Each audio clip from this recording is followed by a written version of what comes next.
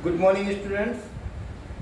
Today we will again continue with our classes and that are connected with the which chapter that are connected with the number system. So today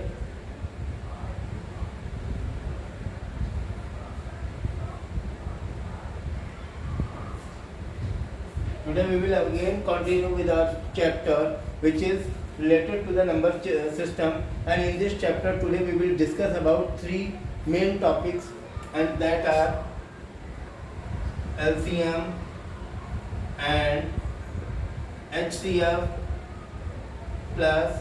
This is the first one. Second, we will discuss about some important rule related to the natural numbers rules, and the third one for which we will discuss that is integers.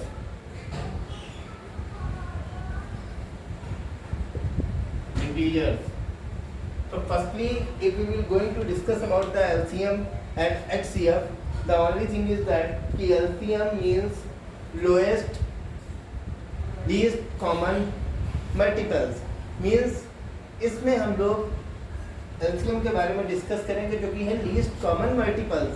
Least common multiples निकालने के लिए आपके पास दो तरीके होते हैं. The first way is that something like कि आपके पास दो नंबर, सपोज कर लीजिए अगर हम लोग LCM की बात करते हैं, if you have for example two numbers that are 24 and 18, so you have two ways by which you can solve this particular type of question. The first one is called the division method. Division method means completely we will have to discuss and we will have to deal with both the numbers. That means 24 upon 18, the common number by which they both can be divided, that is 2. So the answer will be 12 comma 9. 12 and 9 will come. Again from 2 we will get 6 comma 9, because 9 को हम लोग deal इसलिए नहीं कर रहे हैं क्योंकि 9 पूरी तरीके से यहाँ पर 2 से डिवाइड नहीं हो रहा है. अब हम लोग इसके बाद में 2 से अगेन हम लोग डील करते हैं, तो 3 कॉमा 9. अब मिनिमम कॉमन फैक्टर में 2 तो आ गया, अब हमें किसी और नंबर से डिवाइड करना है जिससे ये दोनों संख्याएं डिवाइड हो जाए, तो दैट इज 3. तो 3 से अब हम लोग करते हैं, तो 3 बन जा 3, 3 3 जा 9, फिर 3 बन जा 3 and as so on that will be going. तो अब हमारे पास कितना आ गया, ये पूरी नंबर आ गई जिनकी हम लोग मल्टीप्लाई कर लेंगे and then we will get the answer of the our question. ये तो हो गया आपका division method. This is called the division method.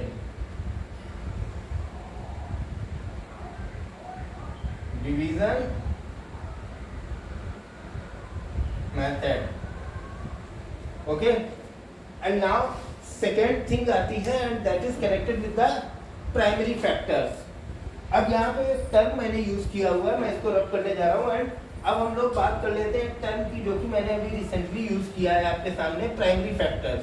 कि प्राइमरी फैक्टर्स क्या होते हैं एक्चुअली, मैं अभी नीचे भी मैंने यूज किया है.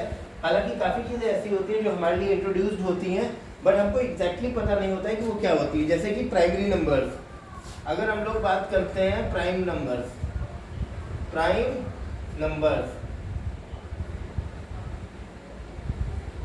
की अगर हम लोग बात करते हैं तो इनकी सिर्फ एक क्वालिटी होती है कि they are not allowed any particular number to divide them.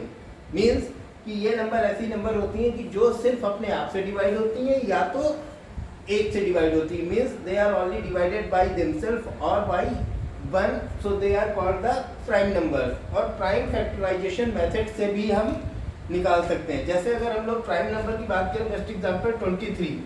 अगर आप 23 नंबर को देखें तो 23 नंबर, या हम लोग बात कर लेते हैं 47 की.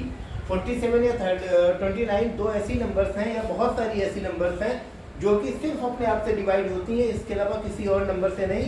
That is the main particular reason कि why they are considered in a special graph book and they are called the prime numbers. चलिए अब हम लोग प्राइम फैक्टराइजेशन मेथड भी देख लेते हैं कि प्राइम फैक्टराइजेशन मेथड होता क्या है. अगर हमने वही सेम क्वेश्चन उठाया 24 एंड 18, अगर सिर्फ इन दोनों नंबर्स की बात करते हैं तो प्राइम फैक्टराइजेशन मेथड में डिवीजन मेथड में आपने दोनों नंबर्स को एक साथ कंसीडर किया था, एक साथ उनका जो है स्टडी किया था। आपकी बार में हम लोग इन दोनों को इंडिविजुअली स्टडी करेंगे। इंडिविजुअली स्टडी करने में मतलब क्या है, जैसे 18 है, कट कीजिए 2 से, तो that will B 9, that will be 9, again from 3 you will get 3, again from 3 you will get 1। तो 18 is equal to कितना हो गया, 18 is equal to हो गया 2 into 3 into 3। एंड इसके बाद में फिर हम लोग देखते हैं 24 is equal to कितना होता है, 24 का भी ऐसी तरीके से हम लोग कर लेते हैं। तो that will be 12 from 2, that will be 6 from 2, again this will be 3 from 3, this will be 1। so these are our prime factors। तो वैसे ही 24 का भी लिख लीजिए। तो this will be 2 into 2 into 2 into 3। अब इसमें खास चीज़ क्या होती है कि जो चीज़ें हमारे पास कॉमन है उनको हम एक ही बार लिखते हैं, बट जो कॉमन नहीं है हम उनको भी इसमें उतारते हैं। जैसे 3 हमारे पास कॉमन है, तो 3 को हम लोग कितनी बार उतारेंगे, एक बार। 2 हमारे पास कॉमन है, इसको कितनी बार उतारेंगे, एक बार। दैट मीन तो एलसीएम इसका हो जाएगा 2 into 3। अब जो भी बचा हुआ है 3, ये वाला 3, ये 2 और ये 2, इनको बिल्कुल ऐसे ही उतार लेंगे, क्योंकि ये ऊपर और नीचे कॉमन नहीं है, तो इनको ऐसे ही हम लोग उतार लेंगे। तो मल्टीप्लाई कीजिए 3 into 2 into 2, तो आपका आंसर समथिंग लाइक दैट आ जाएगा। जो भी इसका मल्टीप्लाई कर लेंगे उसके बाद में you will get the answer. चलिए, ये चीज़ें आई डू होप कि आपको समझ में आ गई होंगी। अब फैक्टराइजेशन मेथड में ये 2 मेथड्स हैं। ये होता है आपका प्राइम फैक्टराइजेशन मेथड, एंड जो फर्स्ट वाला हमने आपको बताया था वो था डिवीज़न मेथड। दोनों में तरीका बिल्कुल सेम है, बस केवल डिफरेंस इतना ही है कि डिवीज़न मेथड में दोनों नंबर्स को एक साथ डील करते हैं, और प्राइम फैक्टराइजेशन मेथड में दोनों नंबर्स को अलग अलग डील किया जाता है। अच्छा, प्राइम फैक्टराइजेशन मेथड से ही जुड़ी हुई एक चीज़ और है, जो recently when I have take basic test for all the student, तो मैंने वहाँ पे शायद पूछा था, मुझे याद नहीं आ रहा है कि किस क्लास में, बट द क्वेश्चन वाज 64 का फैक्टर ट्री बनाइए। फैक्टर ट्री का मतलब होता है कि प्राइम नंबर से ही आपको निकालना है, लेकिन फैक्टर ट्री के रूप में। जैसे 2 into 32 is equal to 64 होता है। अब 32 को भी हमने डिवाइड कर लिया 2 into 16 में, 16 को अगेन हम लोगों ने डिवाइड कर लिया 2 into 8 में, 8 को अगेन डिवाइड कर लिया 2 into 4 में, 4 को अगेन डिवाइड कर लिया 2 into 2 में। तो यहाँ पे देखिए एक ट्री जैसा बन गया है, एक रेशियो टाइप का बन गया है। तो this is called the factor tree. इसी को हम लोग कहते हैं factor tree, prime factor tree, factor tree. ठीक है, अब फैक्टर ट्री की बात तो हम लोगों ने यहाँ पर कर ली है। अब इसके बाद में कुछ और चीज़ें हैं जिनके बारे में अब हम लोग डिस्कस करेंगे, and that are the LCM के साथ हम लोग डील कर चुके हैं। प्राइम फैक्टर की बात कर ली है, फैक्टर ट्री की बात कर ली है, एलसीएम में हम लोगों ने डिवीज़न मेथड की बात कर ली कि डिवीज़न मेथड से एलसीएम कैसे निकालते हैं, और देन उसके बाद में हम लोगों ने बात कर ली है कि प्राइम फैक्टराइजेशन मेथड से हम लोग किस तरीके से एलसीएम निकालते हैं। But all this type of things for what? अगर आप लोग सिंप्लीफिकेशन के क्वेश्चंस आप लोगों ने आज तक किए होंगे तो आपको अच्छी तरीके से पता होगा कि सिंप्लीफिकेशन में जब भी हम लोग फैक्टर्स के साथ डील करते हैं, जो कि चीज़ें मैंने कल बताई थी, तो फैक्टर्स का एडिशन या सब्सट्रैक्शन करने के लिए हम लोगों को ज़रूरत पड़ती है एलसीएम की। एलसीएम के बिना आप किसी भी तरीके का कोई भी जो फैक्टर्स वाले क्वेश्चन हैं उनको सॉल्व नहीं कर सकते। Either they are with the additional method way, either they are concluded with the subtraction way. चलिए, अब इसके बाद में हम लोग बात कर लेते हैं एचसीएफ की। HCF means highest common factor. That's mean कि वो बड़ी से बड़ी संख्या जिससे दोनों नंबर्स एक साथ डिवाइड हो सकती हैं। चलिए, हम लोग वही सेम डिजिट को लेकर के चलते हैं जहाँ से हमने बात की थी। क्यों? ताकि आपको कंफ्यूजन ना हो और आपको एक डिफरेंस एग्जैक्टली पता चल पाए कि कॉमन फैक्टर और लीस्ट कॉमन फैक्टर और हाईएस्ट कॉमन फैक्टर में क्या अंतर होता है। ये आपका है highest common factor and this is lowest common multiple. ठीक है, चलिए अब हम लोग बात कर लेते हैं इसके बाद में एचसीएफ की। तो एचसीएफ में ऐसी कोई रॉकेट साइंस नहीं है जिसको लेके आप हेडेक करो।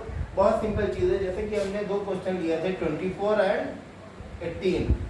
अगर इसका हम लोग प्राइम फैक्टराइजेशन मेथड से करें तो प्राइम फैक्टराइजेशन मेथड से हम लोगों ने फैक्टर्स तो निकाल ही लिए थे लास्ट टाइम, आप देख सकते हैं वीडियो के कुछ मिनट पहले कि 24 इज इक्वल टू आ गया था आपका 2 into 2 into 2 into 3 and 18 is equal to आपका आया था 2 इंटू 3 इंटू 3, ये आपका आ गया था 18 का।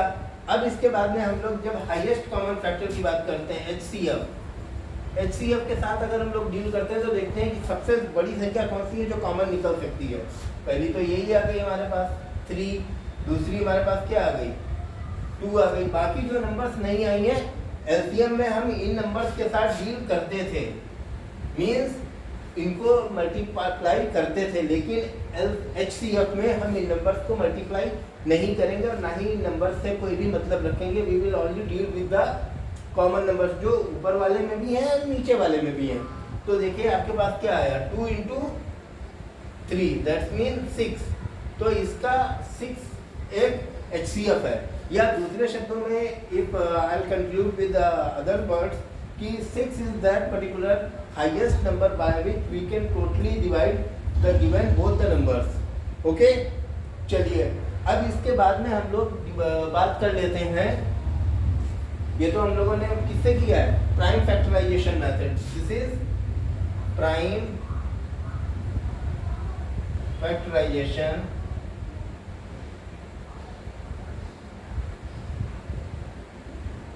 मेथड। अच्छा, प्राइम फैक्टराइजेशन मेथड की बात हम लोगों ने कर ली। यहाँ पे z की जगह पे आप s भी लिख सकते हैं, दैट इज अनदर थिंग। मैं ज़ा बोलता हूँ, आप सा बोल सकते हैं। तो प्राइम फैक्टराइजेशन मेथड। चलिए अब इसके बाद में हम लोग बात कर लेते हैं प्राइम फैक्टराइजेशन मेथड के बाद में डिवीजन मेथड। इसका डिवीजन मेथड एक्चुअली में प्योरली एक डिवीजन मेथड ही होता है। चलिए हम लोग देखते हैं कि किस तरीके से वो डील करता है।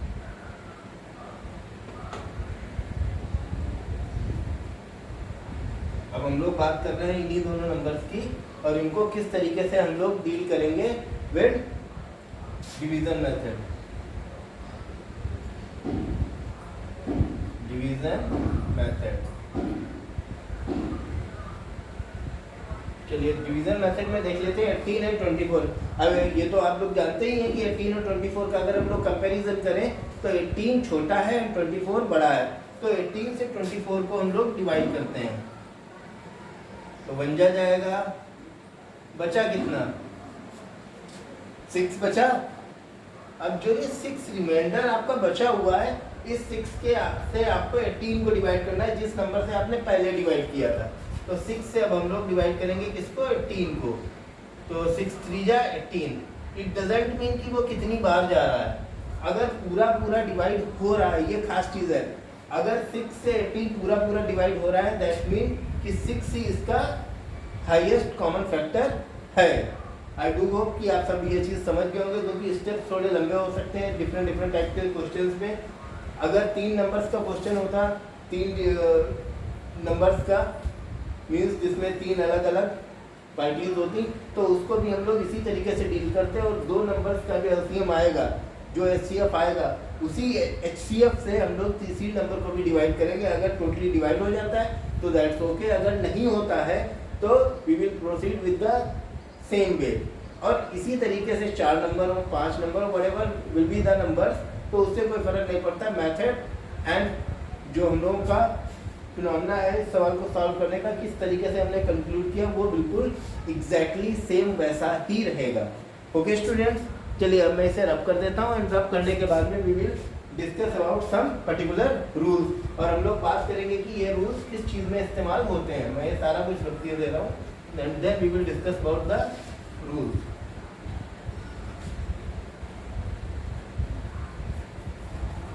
चलिए अब हम लोग डील करते हैं विद द रूल्स कि रूल्स किस तरीके से वर्क करते हैं और क्या क्या उनमें चीज़ें होती हैं जो कि हमारे काम में आ सकती हैं।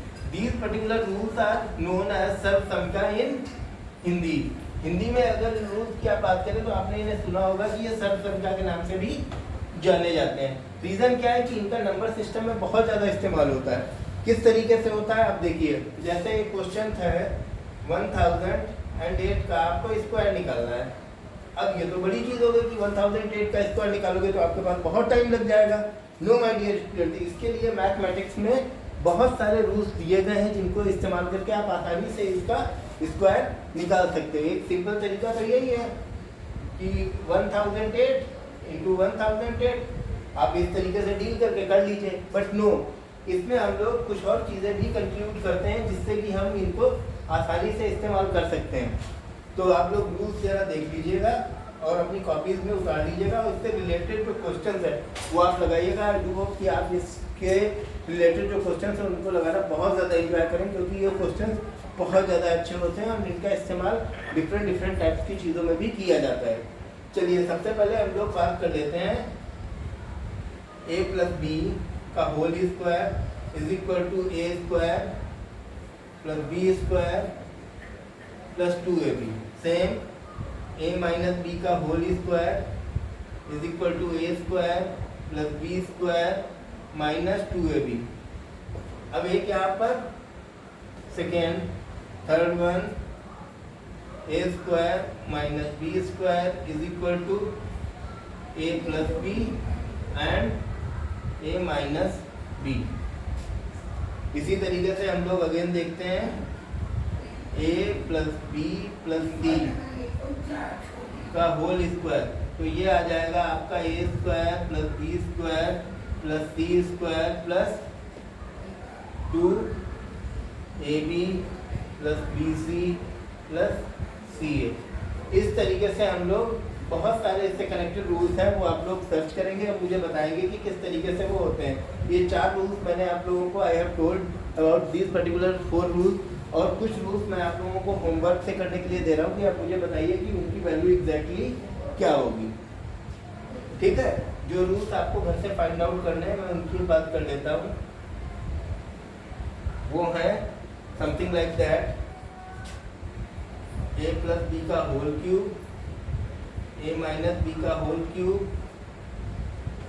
a cube plus B cube and a cube minus B cube. ये 1, 2, 3 and 4. These 4 rules you have to follow and you have to learn all these particular rules.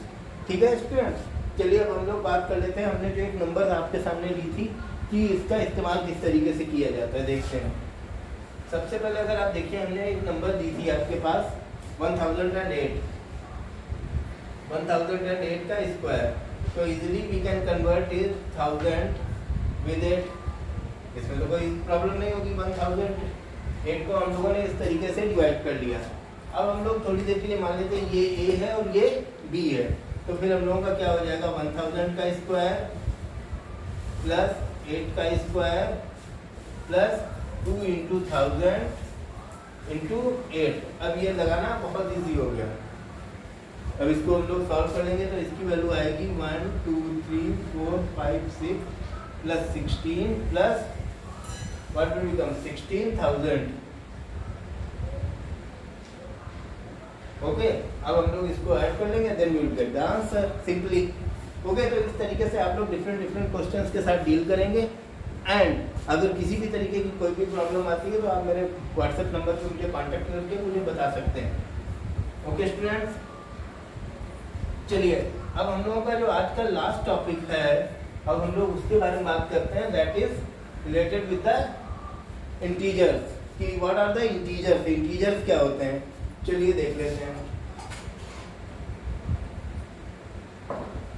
Integers के बारे में मैं आपको एक सीधी सी बात बता दूं कि अभी तक from classes 3rd to 5th you have only deal with the positive numbers. अच्छा, पॉजिटिव और निगेटिव इंटीजर्स की बात करते हैं तो किस तरीके से, जैसे अभी तक हम लोग बात करते थे 0 नंबर होता है, 1 होता है, 2 होता है, 3 होता है, 4 होता है। ठीक है, ये तो सारी नंबर्स होती हैं जो कि इन्फिनिटी काल तक जाती है।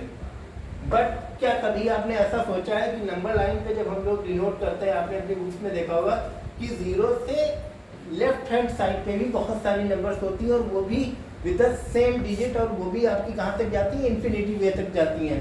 जैसे कि -1 -2 -3 -4 -5, इस तरीके से बहुत सारी नंबर्स हैं और ये भी आपकी इंफिनिटी वे तक आपकी डॉट डॉट डॉट डॉट जाती हैं। और ये जो नंबर्स हैं आपकी जीरो के राइट हैंड साइड में, these are called the positive integer, these are called the PI means positive integer. और जीरो के जो इधर की नंबर्स हैं मींस लेफ्ट हैंड साइड की, these are called the negative integers, NI, negative integers. Okay, और मैं आपको एक चीज बता दूं बिल्कुल क्लियरली कि पॉजिटिव इंटीजर की वैल्यू हमेशा नेगेटिव इंटीजर से ज़्यादा होती है। ऐसा नहीं है कि माइनस का आपने 100 लिखा हुआ है प्लस का 2 लिखा हुआ है तो आपसे पूछा जाए कि ये बड़ा है या ये बड़ा है, तो एक सीधी सी बात है कि प्लस का 2 बड़ा है। रीज़न ये है कि अगर आप लोग बैंकिंग सिस्टम के तहत देखें, हम लोग अपनी डेली मर्रा की लाइफ में, जैसे आप लोगों ने फॉर एग्जांपल बचपन से याद किया होगा कि बॉय मीन्स लड़का, गर्ल माने लड़की, तो ठीक वैसे ही आप प्लस और माइनस का सिस्टम भी यहाँ से याद कर सकते हैं, बिल्कुल वैसे ही। क्योंकि प्लस मीन्स कि आपको पैसे किसी से लेने हैं, माइनस मीन्स आपको पैसे किसी को देने हैं। तो किसी के से पैसा लेना is always a positive thing, हमेशा पॉजिटिव चीज। और निगेटिव चीज़ें मीन्स आपको किसी को पैसा देना है। एक सीधी सी बात है, अगर हम लोग ह्यूमन बींग्स की भी बात करें कि माइनस और प्लस में प्लस क्यों बड़ा होता है, सिंपल सा क्वेश्चन है। रीज़न ये है कि अगर हम लोग अपने ह्यूमन नेचर की बात करें तो आपके पेरेंट्स हमेशा आपको कहते होंगे कि 100 बुरी आदतें सीखने से अच्छा है कि एक अच्छी आदत सीखी जाए। So this is for that one कि एक अच्छी आदत हमेशा 100 बुरी आदतों से अच्छी होती है। चलिए अब हम लोग बात कर लेते हैं इसमें निगेटिव इंटीजर्स और पॉजिटिव इंटीजर्स को डील करने का तरीका कि किस तरीके से हम लोग निगेटिव और पॉजिटिव इंटीजर्स को डील करेंगे।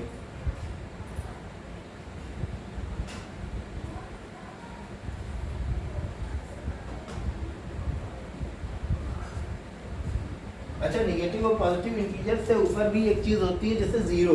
जीरो ना तो एक निगेटिव इंटीजर है और ना ही एक पॉजिटिव इंटीजर है। Zero is neither A negative integer nor a positive one. Okay, अब हम लोग बात कर लेते हैं एग्जैक्ट वैल्यू की। एग्जैक्ट वैल्यू क्या होती है, मीन्स इसको इस तरीके से डिनोट किया जाता है, वैसे -5 है, इसकी वैल्यू कितनी आएगी 5। और अगर +5 है तो इसको भी अगर हम लोग देखेंगे तो इसकी भी एग्जैक्ट वैल्यू कितनी आएगी, 5 ही आएगी। ये ना तो प्लस का है और ना ही ये माइनस का, ये सिर्फ ओनली 5 है, इसकी एग्जैक्ट वैल्यू 5 है। It has only the potential with the number 5 और neither it is with the positive ones और neither nor it is with the negative one। ठीक है, अब हम लोग जरा देख लेते हैं कि रूल्स क्या कहते हैं। अगर हम लोग निगेटिव इंटीजर्स को ऐड कर रहे हों या निगेटिव इंटीजर्स को सब्सट्रैक्ट कर रहे हों तो जो एग्जैक्ट वैल्यू होती है, मैं इंटीजर वैल्यू की बात नहीं कर रहा हूँ, मैं एग्जैक्ट वैल्यू की बात कर रहा हूँ। तो एग्जैक्ट वैल्यू में अगर सेम डिजिट है दैट्स मीन कि जैसे +2 +3 लिखा हुआ है। अब पॉजिटिव इंटीजर्स की सबसे अच्छी बात होती है कि 2 को आप ऐसे लिखो या +2 लिखो, दोनों की वैल्यू में कोई अंतर नहीं है, दोनों बिल्कुल सेम है। दैट्स मीन कि सेम डिजिट वाले सेम इंटीजर्स, ये दोनों पॉजिटिव इंटीजर्स हैं। अगर 3 + 2 हम लोग करेंगे तो सिंपली जो बचपन से करते आए 5 आ जाएगा। एट द सेम कंडीशन अगर -4 एंड -3 दिया गया यानी कि सेम इंटीजर्स हैं, दोनों निगेटिव इंटीजर्स हैं, तो इनकी वैल्यू को भी आपस में जोड़ देंगे और जो कॉमन इंटीजर होगा वो लिख देंगे। तो 4 + 3 = 7 और दोनों में कॉमन क्या है, माइनस, तो ये माइनस का 7 आपका आंसर आ जाएगा। बट इसके बाद में हम लोग बात करते हैं कुछ एक्स्ट्रा केसेस की जो कि आते हैं। जैसे कि अगर आप लोगों से मैं बात करूं कि निगेटिव इंटीजर की एग्जैक्ट वैल्यू बड़ी है और पॉजिटिव इंटीजर की एग्जैक्ट वैल्यू छोटी है। जैसे कि फॉर एग्जांपल आपने लिख दिया है -100 एंड +3। अब आप इस क्वेश्चन को कैसे डील करोगे, बहुत सिंपल सी बात है। अगर एग्जैक्ट वैल्यू की बात करें तो 100 बड़ा है और 3 छोटा है। अब हम लोग क्या करेंगे, 100 - 3 = 97 और एग्जैक्ट वैल्यू किस इंटीजर की बड़ी थी, 100 की बड़ी थी, मीन्स माइनस के आगे वाली नंबर बड़ी थी ना, तो मार्क भी हम लोग माइनस का ही लगा देंगे और इस तरीके से ये क्वेश्चन सॉल्व हो जाएगा। चलिए इसी तरीके से हम लोग एक और क्वेश्चन देखते हैं, जैसे -50 एंड 150। अब इसमें भी सेम कंडीशन है, बट इसमें क्या चीज़ है कि प्लस वाला इंटीजर हमारा बड़ा है, तो 150 minus 50 is equal to 100 answer आ गया। एंड क्योंकि इसके आगे प्लस लिखा हुआ है, इसके आगे चाहे तो आप प्लस लिख दीजिए, चाहे तो मत लिखिए, उसकी कोई जरूरत नहीं है, but the answer will be 100। Okay students, चलिए ये चीज़ें एडिशन एंड सब्ट्रैक्शन के बारे में हम लोगों ने बात कर ली है। अब हम लोग बात करेंगे मल्टीप्लिकेशन की। मल्टीप्लिकेशन की बात करने से पहले कुछ और चीज़ें मैं आप लोगों से बताना चाहता हूँ, बहुत ही सिंपल वे की हैं। जैसे कि अगर हम लोग बात करते हैं पॉजिटिव और निगेटिव इंटीजर्स के जो मार्क्स होते हैं, उनका ब्रैकेट्स वाले जो क्वेश्चन होते हैं, मीन्स जो सिंप्लीफिकेशन के क्वेश्चंस होते हैं, उनमें क्या फ़र्क पड़ता है। आपका रिसेंटली टेस्ट हुआ था, I have seen that many students has got blundered in those particular type of questions. तो चलिए आज हम लोग उनकी भी बात कर लेते हैं। Suppose that A minus C minus D plus X minus Y ये दिया गया, और बाहर मार्क का है माइनस का। तो माइनस के मार्क का मतलब है कि अंदर के जितने भी मार्क्स होंगे ब्रैकेट, जब भी हम लोग ओपन करेंगे, whenever we will going to open the bracket, then as per the result, because minus integer is given just before the bracket, so all the integers will change to each other, means कि इनकी exact जो integer value है वो just opposite हो जाएगी, plus का minus और minus का प्लस। देखते हैं, तो इसको अगर हम लोग ओपन करेंगे तो ये प्लस का सी था, तो ये माइनस का सी हो जाएगा, माइनस का डी थे तो माइनस माइनस प्लस का डी, और ये प्लस का एक्स है तो plus minus minus and minus minus plus. तो इस तरीके से ये आपका आंसर आ जाएगा। आई डू होप कि ये चीज़ आपको समझ में आ गई होगी। इसकी जगह पे आप लोग कोई नंबर भी लिख करके इसको सॉल्व कर सकते हैं और इसको समझ सकते हैं कि किस तरीके से ये चीज़ें आगे बढ़ती हैं। और अगर बाहर एक प्लस है तब तो कोई प्रॉब्लम ही नहीं है। Plus means no change, means कि A plus B minus C plus D minus E अगर दिया गया है तो इसको बिल्कुल सेम ऐसे ही हम लोग उतार लेंगे, A plus B minus C plus D minus E. इसमें किसी भी तरीके का हम लोग कोई चेंज नहीं देखते हैं, बस अगर इसकी जगह पे अगर हम लोगों के पास नंबर्स होंगी तो उनको हम लोग सॉल्व कर देंगे। ओके स्टूडेंट्स, चलिए अब हम लोग आगे बढ़ते हैं। अब इंटीजर्स में एक लास्ट चीज आती है मल्टीप्लिकेशन की या डिवाइडेशन की। तो मल्टीप्लिकेशन की अगर बात हम लोग करते हैं तो मल्टीप्लिकेशन में एक खास चीज़ समझ लीजिए कि a इंटू बी, यानी कि दो पॉजिटिव इंटीजर्स का मल्टीप्लिकेशन भी हमेशा पॉजिटिव ही होता है।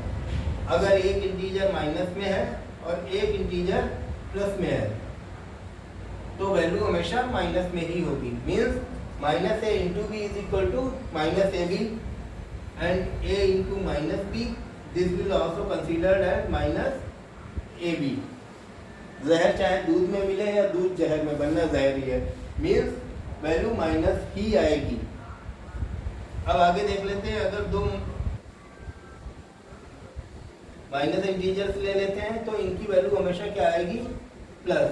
माइनस माइनस प्लस हो जाएगा। दो चोर अगर एक ही घर में हो तो चोरी नहीं कर सकते हैं, क्योंकि दोनों एक दूसरे की क्वालिटीज अच्छी तरीके से जानते हैं कि कैसे चोरी की जाती है। दैट्स मीन कि माइनस माइनस प्लस।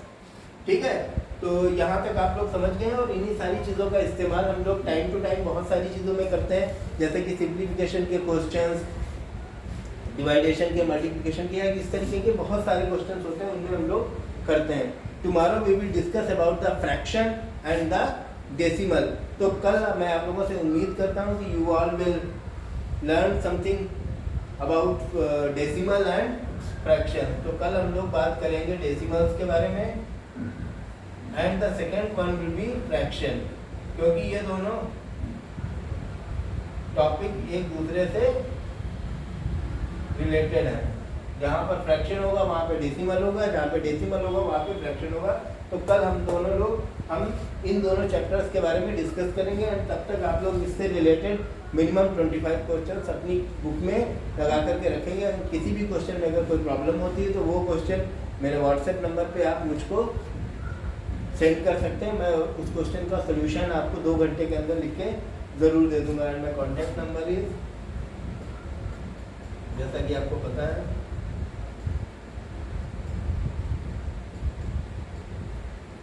इस नंबर पे आप हमको कांटेक्ट कर सकते हैं and I will definitely deal with your problems. Okay students, thank you very much. आज के लिए इतना ही। Have a nice day.